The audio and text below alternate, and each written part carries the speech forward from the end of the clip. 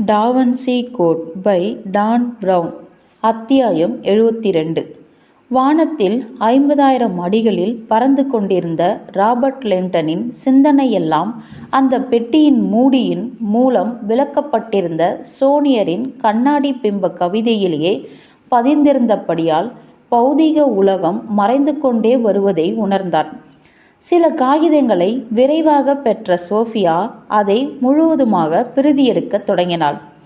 அவள் முடித்தவுடன் அவர்கள் 3 பேருமே அந்த உரையை படிக்க தொடங்கினர். அது ஏதோ அகழ்வாராய்ச்சி சம்பந்தப்பட்ட குறுக்கெழுத்து புதிரை போல் இருந்தது. அந்த புதிர் கிரிப்டெக்ஸை திறப்பதற்கான வழியை உத்தரவாதப்படுத்துவதைப் போல் இருந்தது. லிங்டன் அந்த வரிகளை மெதுவாக படித்தார்.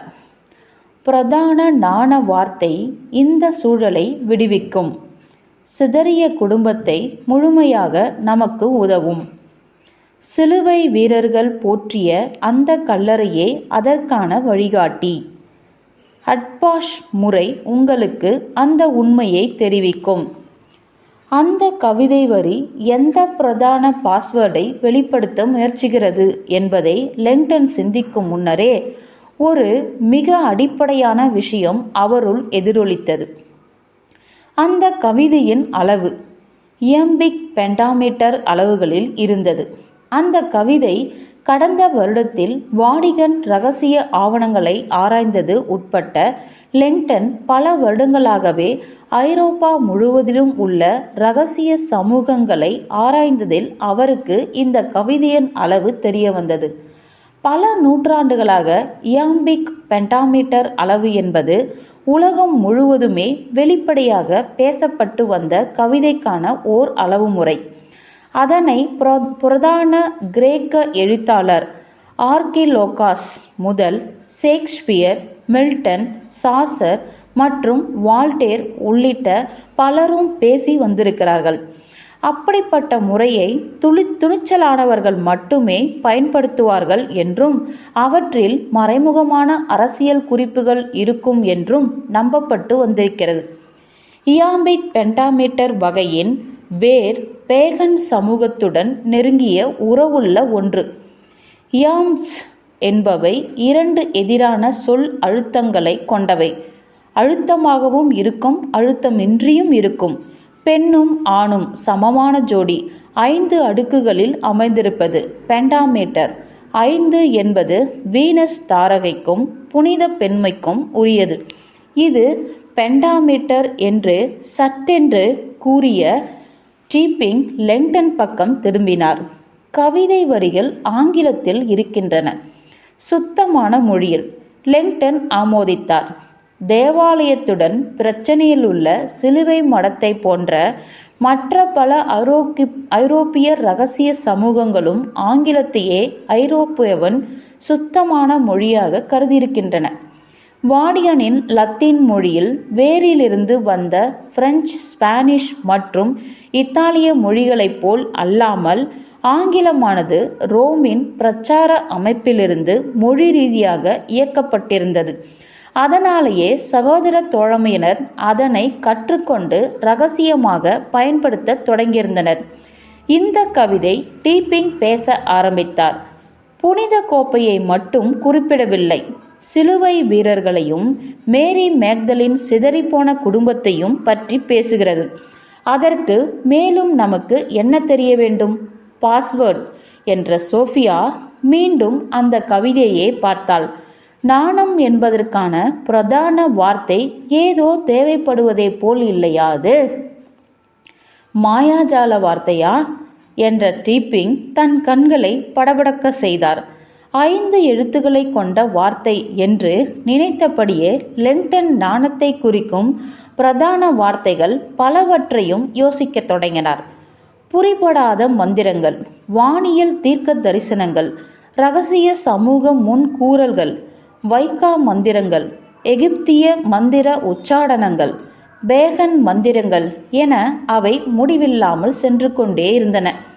அந்த பாஸ்வேர்ட் என்றால் சோஃபியா ஏதோ ஒரு வகையில் சிலுவை வீரர்களுடன் தொடர்பு கொண்டது போன்றே இருக்கிறது என்ற அவள் அந்த உரையை சத்தமாக படித்தாள்.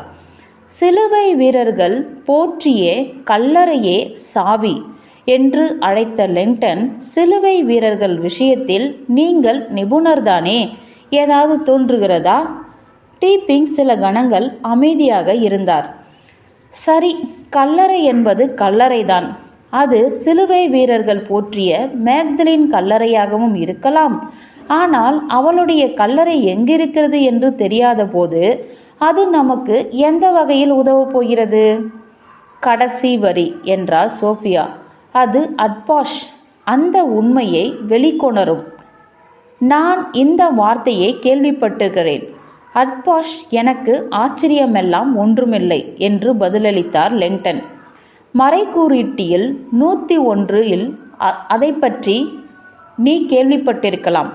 அட்பாஷ் குறியீட்டு நீக்கம் என்பது மனிதனுக்கு தெரிந்த மிக பழமையான குறியீடுகளுள் ஒன்று. ஆமாமில்லையா என்று சோஃபியா நினைத்து கொண்டாள். புகழ்பெற்ற ஹிப்ரூ மறைக்குறியீட்டு முறை அட்பாஷ் குறியீட்டு நீக்கம் சோஃபியாவின் ஆரம்பகால குறியீட்டியல் பயிற்சிகளில் ஒன்று. அது கிமு 500ஆம் ஆண்டுகளை சேர்ந்தது. தற்போது அது வகுப்பறையில் அடிப்படை பதிலீட்டு சுழற்சி முறை திட்டத்திற்கான உதாரணமாக பயன்படுத்தப்படுகிறது. யூத வகைப்பட்ட குறியீட்டியல் அட்பாஷ் குறியீட்டு நீக்கம் என்பது ஹிப்ரூ மொழியின் 22 எழுத்துக்களின் அடிப்படையில் எளிய முறையில் பதிலீடு செய்யப்படும் ஒன்று. அட்பாஷ் முறையில் முதல் எழுத்தை கடைசி எழுத்தால் பதிலீடு செய்வார்கள். இப்படியாக செல்லும். அட்பாஷ் உரிய முறையில் பொருந்தி வரும் என்றார் பிங். அட்பாஷ் முறையில் மறைக்குறியீட்டு செய்யப்பட்ட உரையை கபாலாவிலும் மரணக்கடல் காகிதங்களிலும் பழைய ஏற்பாட்டிலும் கூட காணலாம். யூத அறிஞர்களும் ஞானிகளும் மறைக்கப்பட்ட அர்த்தத்தை கண்டுபிடிக்க இன்னமும் அட்பாஷ் முறையை பயன்படுத்துகின்றனர். தங்களுடைய பாடங்களின் ஒரு பகுதியாக அட்பாஷ் குறியீட்டு நீக்கவியலை சிலுவை மடம் நிச்சயம் சேர்த்திருக்கும். ஒரே பிரச்சனை என்னவென்றால் இந்த குறியீட்டு நீக்கத்தோடு பயன்படுத்த நம்மிடம் எதுவுமே இல்லை என்பதுதான் என்றார் லெங்டன். டீப்பிங் பெருமூச்சு விட்டார். கல்லறை குறித்து ஏதாவது குறியீட்டு வார்த்தை இருக்க வேண்டும். சிலுவை வீரர்கள் வழிபட்ட கல்லறையை நாம் கண்டுபிடிக்க வேண்டும். சிலுவை வீரர்கள் கல்லறையை கண்டுபிடிப்பது அவ்வளவு சுலபமான காரியமல்ல என்று லெங்டன் தெரிந்து கொண்டிருப்பதன் அடையாளம் லெங்டன் முகத்தில் தெரிவதை சோஃபியா உணர்ந்து கொண்டாள். அட்பாஷ் தான் சாவி என்று சோஃபியா நினைத்தாள். ஆனால் நமக்கு எந்த வழியுமே இல்லையே. 3 நிமிடங்களுக்கு பின்னர் விரக்தியில் பெருமூச்சு விட்ட டீப்பிங் தன் தலையை குலுக்கிக் கொண்டார். நண்பர்களே, எனக்கு சோர்வாக இருக்கிறது. நான் ஏதாவது சாப்பிட்டு விட்டு ரேமியையும் நம்முடைய விருந்தினரையும் பார்த்துவிட்டு வருகிறேன் என்று எழுந்து நின்றார். அவர் விமானத்தின் பின்பக்கத்திற்கு சென்றார். அவர் போவதை பார்த்த சோஃபியாவும் சோர்வை உணர்ந்தாள். ஜன்னலுக்கு வெளியே விடிவதற்கு முந்தைய இருள் முழுமையாக தெரிந்தது. தான் எங்கே போகிறோம் என்று தெரியாமலேயே அந்தரத்தில் பறந்து கொண்டிருப்பதாக சோஃபியா நினைத்தாள். தன்னுடைய தாத்தாவின் புதிர்களை தீர்த்து வைத்தபடியே வளர்ந்த அவளுக்கு தங்களுக்கு முன்னால் கவிதைகள் என்னதான் குறிப்பிடப்பட்டிருக்கிறது என்பது புரியாமல் இருப்பது அசௌகரியமாக இருந்தது. இன்னும் வேறு ஏதோ இருக்கிறது என்று தனக்குத்தானே சொல்லிக்கொண்டாள். அதிபுத்திசாலித்தனமாக மறைக்கப்பட்டிருப்பது ஆனால் புரிபடவில்லை. மேலும் இறுதியில் கிரிப்டெக்ஸில் அவர்கள் பார்க்க போவது புனித கோப்பைக்கான வரைபடமாக இருக்கிறதோ என்ற பயமும் அவள் சிந்தனை முழுவதும் ஆக்கிரமித்திருந்தது. மார்பின் சிலிண்டருக்குள்ளாக அடங்கியிருக்கும் உண்மையை கண்டுவிடலாம் என்று டீப்பிங்கும் லெங்டனும் நம்பிக்கையுடன் இருந்தாலும் ஜாக்வஸ் ஜூனியர் தன்னுடைய ரகசியங்களை அவ்வளவு எளிதாக வெளிப்படுத்திவிட மாட்டார் என்பதை அவருடைய புதையல் குறிப்புகளை தான் தீர்த்து வைத்ததில் இருந்தே உணர்ந்திருப்பதாக சோஃபியா நினைத்தாள்.